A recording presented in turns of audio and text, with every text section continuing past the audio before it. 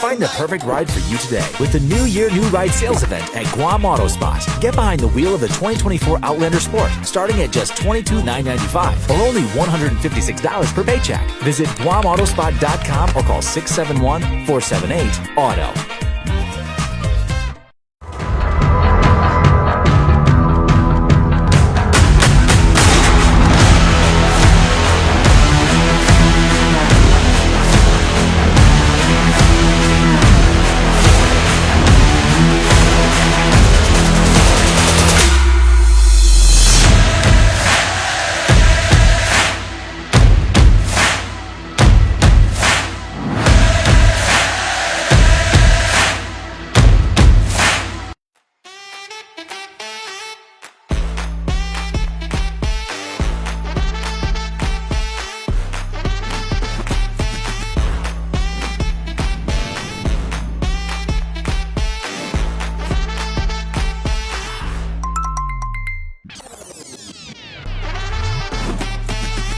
Find a plan that goes with your flow. Get unlimited local talk, text, and data at the most affordable rate with Unlimited Flow Postpaid, only at Docomo Pacific. Try Wendy's deliciously indulgent mushroom bacon cheeseburger made with juicy beef, crispy apple with smoked bacon, savory roasted mushrooms, Munster cheese, and a creamy garlic spread, all in a soft toasted bun. Make it a combo and try it in a double or triple. Wendy's, good done right. Beat the heat and fall in love with Cold Stone Creamery's ice cream cupcake, a rich chocolate cupcake filled with a layer of red velvet cake and fudge truffle ice cream topped with fluffy fudge frosting and cream and white chocolate curls. Take the family, treat your friends, or hog it all to yourself. Cold Stone Creamery, the ultimate ice cream experience.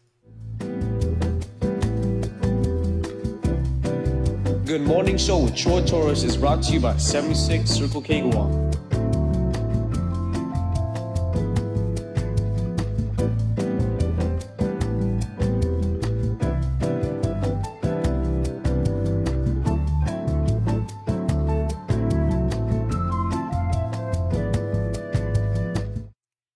Good morning, my dear friends. It is 11:20 a.m.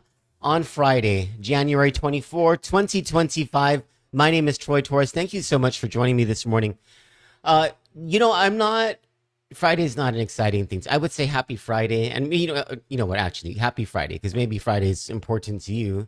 Friday is as important to me as any other day is, except for Sunday. Sunday's the most important day to me.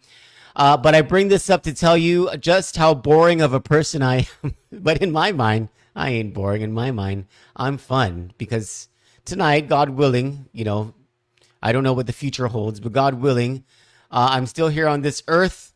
I will be sitting on my couch watching I got DTV, by the way. I got, as in cable. We older people know it as cable, but it's not cable. It's digital TV from Docomo. And so I'm kind of excited to channel surf. I can't do it right now because I'm working. And I'll be working until tonight. And I'll only have a little bit of a window before I get really tired. And I have to take my evening go to sleep pills and, be alert and ready to work tomorrow and to do yard work and all that stuff. But, and so this is Friday for me. Will I have a glass of wine? Maybe half a glass of wine, but nothing like the Fridays of yesteryear, nothing like the Fridays of before. And when I look back at those Fridays, I think, what a waste of opportunity to do something purposeful with my life. Anyway, good morning, everyone. I hope you stay hydrated. I hope you have your coffee from your coffee cup over at 76 Circle K. Sign up for My Rewards 2.0. It's the best gas deals in this island. I'll be explaining a little bit more about that maybe this weekend and definitely in the following week. Let's get started with our look into what our legislators are up to. And I'll start with the CNMI because in the CNMI, the legislature there, no one has introduced any legislation since their 24th Commonwealth legislature started. So there's no update for you except to tell you that all 29 members of the Commonwealth legislature have not introduced a single measure. In the Guam legislature, yesterday we ended with bill number 38. There have been 3 more bills introduced according to the legislature's website. This is as of actually, this is only as of the 22nd. This must be the end of day 22nd. So there's probably more bills that have been introduced. Pardon me. This was updated to yesterday. Yes, yesterday. And in the write-up, and I'll edit the write-up, I got one of the authors wrong. So let's start with that. Bill number 39 is by Telo Taitague, not Sabina Perez. And in general, I think this is a necessary bill, though I'm wondering whether this is politically driven and has not been brought to the administration to see whether there is a better way of financing this. But this is a bill where Telo Taitague takes $10 million out of the $21.8 million in anticipated, well, as of now, anticipated excess revenues from the current fiscal year. And she wants to give that over to DPW for streetlights and for road repairs. Definitely priorities. Absolutely priorities. So, let's grade this. Does Senator Telo Taitague have her priorities right according to what we, the people, should be desiring? I would say yes. She gets an A+ on that. Secondly, the second part of the grade would be, is this a good funding source? And just like all of the other bills that use this excess revenue formula, I'd have to give this a D, because this excess revenue, this $21.8 million that the senators are talking about, is not set in stone, not anywhere near set in stone. It comes from a first quarter evaluation of collections of revenues. And there are, of course, 4 quarters. We're only in the first quarter. And so the tracking on this is wishy-washy, to state the least. So will there even be $10 million? And then what about all the other things that all the other senators are? This is like a big Christmas thing for the senators whenever they get these reports from the administration. And this is the danger of these consolidated revenue and expenditure reports and the legislature mandated these reports for, they call it greater accountability. But what they mean by that, what they've always meant by that, both Democrat and Republican, is these senators want to know whenever there's a surplus. They don't care. They don't really care if there is the opposite of surplus, the tracking of a deficit, because they're not going to rush to do anything to address the tracking of a deficit. They're going to kick the can. They're going to say, oh, that's for the governor to figure out.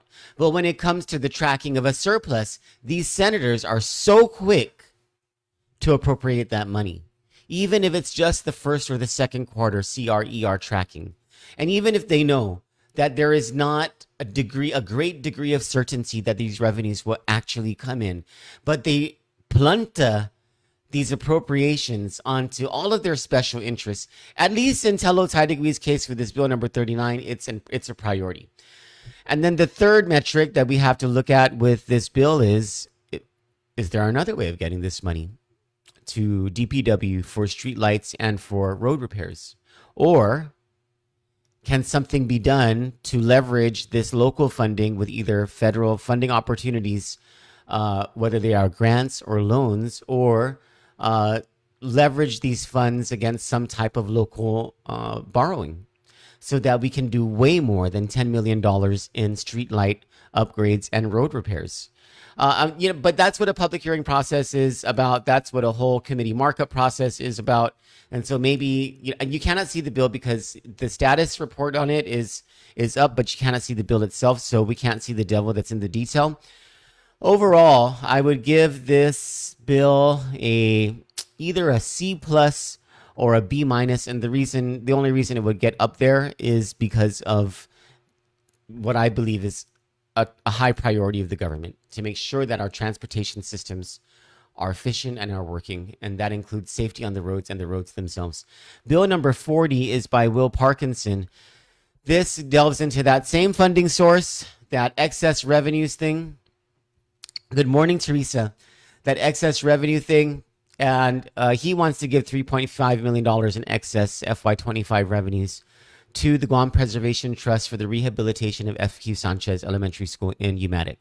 Now, the legislature was the one that created this problem, along with the Department of Education, when back in 2011, the Board of Education at the time, with the blessing of the legislature, shut down FQ Sanchez Elementary School. And they shut it down without a plan for its maintenance and its reuse, or if not reuse, return to ancestral landowners, as is the policy of the government of Guam.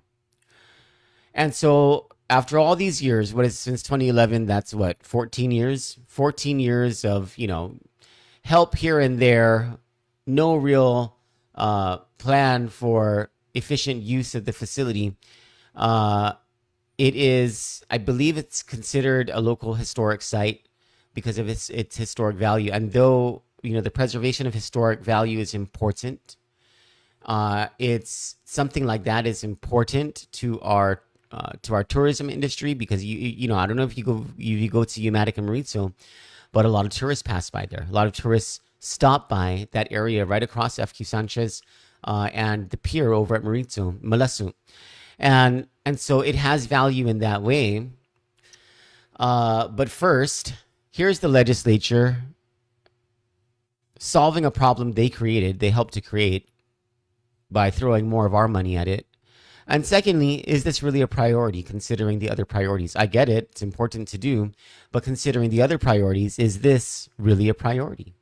And is it such a priority that we're going to risk running into a deficit by dedicating $3.5 million in revenue that hasn't necessarily been realized against all of the other appropriation bills that these senators have conjured up for this supposed $21.8 million in excess revenues that they're anticipating as of the first quarter?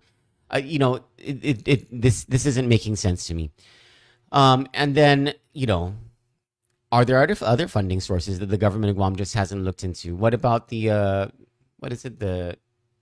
National Institute for Humanities grants, or whatever these federal things are, and also national nonprofits that give out grants for stuff like this? Is this something, why are we dedicating local funds to something like this, and have we explored other options? And so I'm going to give this bill either an F plus or a D minus. Bill number 41 is by Joe San Agustin. We cannot open the bill. There's no attached legislation. You can only see the status report. But this gives over what would I assume to be government lots number 7100, 7102, 7103, and 7146 in Janom. Janom is in Yigo. Beautiful place, virtually undeveloped. It gives those lots over to the Guam Ancestral Land Use Commission. So normally when the legislature transfers land into ancestral lands, it goes to the Ancestral Land Bank, which means a process starts for the return of those properties to the ancestral landowners, or if the original landowner is alive, to the original landowner. There are not too many original landowners from whom the federal government returned land back in the day. They're not still alive. I don't think there's many who are still alive, if any at all. So most of them are ancestral landowners, meaning the heirs of the original landowners. I've always had an issue with the legislature dabbling in land return issues.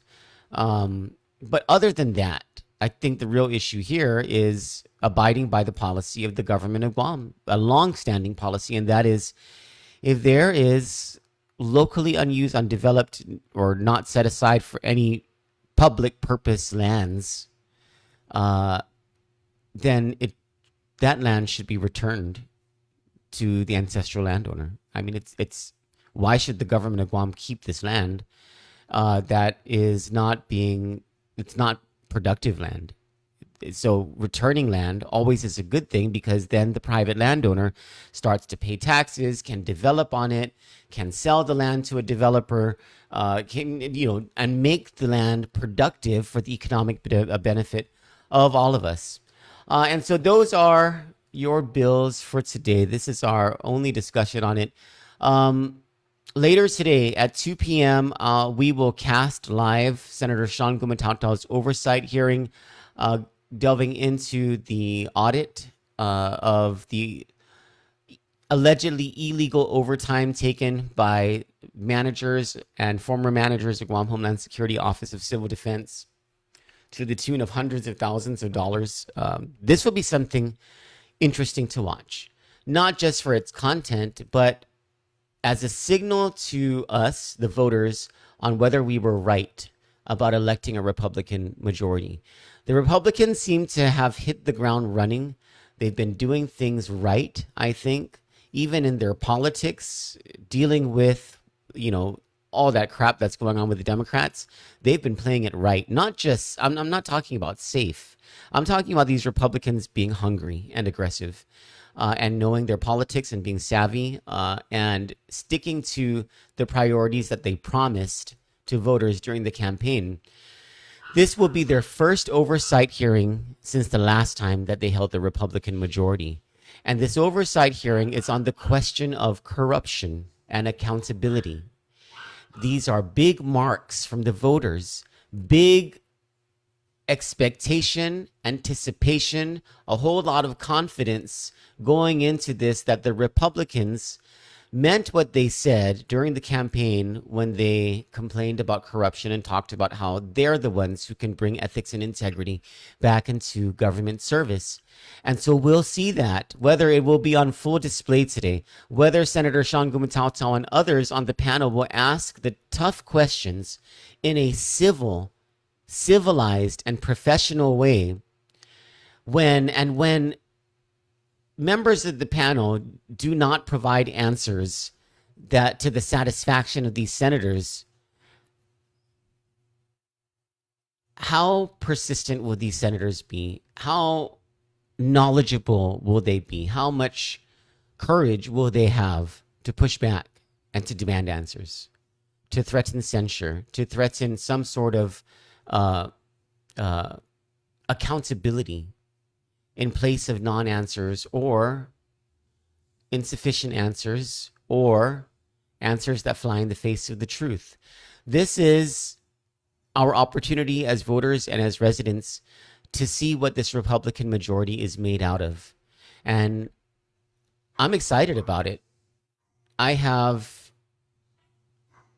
actually have high expectations that the Republicans will perform well in this oversight hearing. And not just Republicans, Democrats can hop onto this too and be like, hey, what's going on with this? The audit says this, what's your answer?